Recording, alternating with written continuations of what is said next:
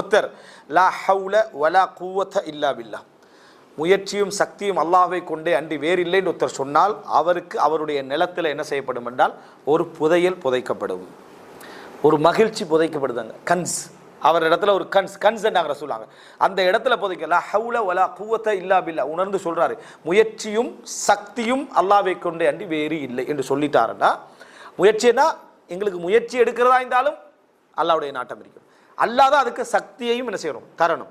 அல்லாஹ்வுடைய இது இல்லாமல் எனக்கு செய்ய முடியாது என்று ஒருத்தர் சொன்னா அதை எடுக்கப்படும். சுபஹானல்லாஹ் கரசுல் ஜன்னானா, சுபஹானல்லாஹ் சொன்னால் சொர்க்கத்தில் ஒரு தாவரம் அவருக்காக நட்டப்படுகிறது. இதெல்லாம் எங்க தயாராகுது?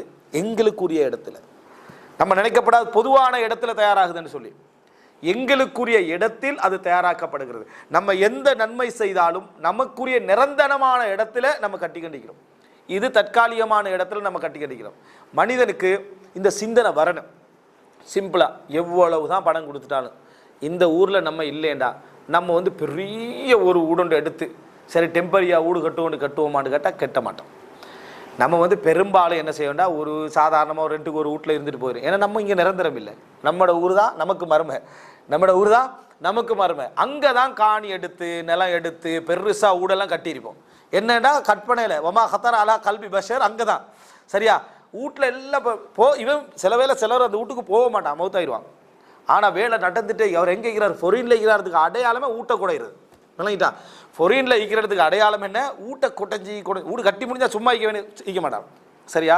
அவனால் அது சும்மா இருக்கல, பெயிண்டை கீறிட்டான்லாம் மாட்டான், பெயிண்ட் அடிக்காம இருக்க வச்சு வந்த புறம் வாழ வேண்டிய நீனும் இல்லை, குடும்பமும் இல்லை, யாரும் இல்லை சரியா.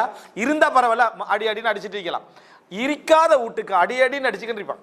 என்ன காரணம்? அவன் நிரந்தரம். அது அவன் மனசுல என்ன இருக்கேன்டா, சரிப்பிழைகளை தாண்டி நிரந்தரம் எனது ஊரு இந்த உலகத்துல.